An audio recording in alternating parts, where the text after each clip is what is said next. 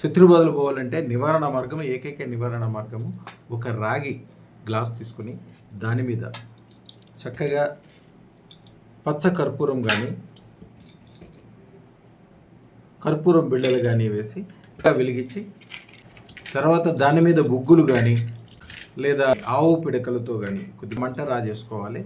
తర్వాత సహస్రార మంత్రం ఓం స్మరయోం సహస్రార మమ శత్రుం నాశయ నాశయ హూం ఫట్ స్వాహ ఈ మంత్రం 108 సార్లు చదువుకుని తర్వాత 108 సార్లు దీని మీద వేస్తూ ఉండాలి. తెల్ల ఆవాలు.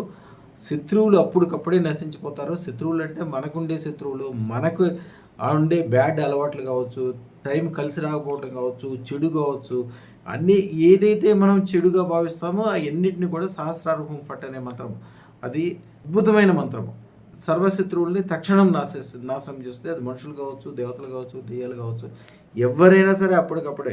ఇది జనరల్గా ఆదివారము అర్ధరాత్రి చేస్తారు. ఎప్పుడైనా అవసరమైతే టైము ఏమి చూడకుండా ఏ టైంలో అయినా చేసుకోవచ్చు. ఎప్పుడైనా దారుణంగా జ్వరం వచ్చింది, వ్యాపార వ్యవహారాలు నష్టం వస్తుంది, ఏదైనా ప్రమాదం మీదకు వచ్చేస్తుంది అనుకున్నప్పుడు అప్పటికప్పుడే చేసుకోవచ్చు. ఈ సహస్రార మంత్రం అద్భుతమైనది.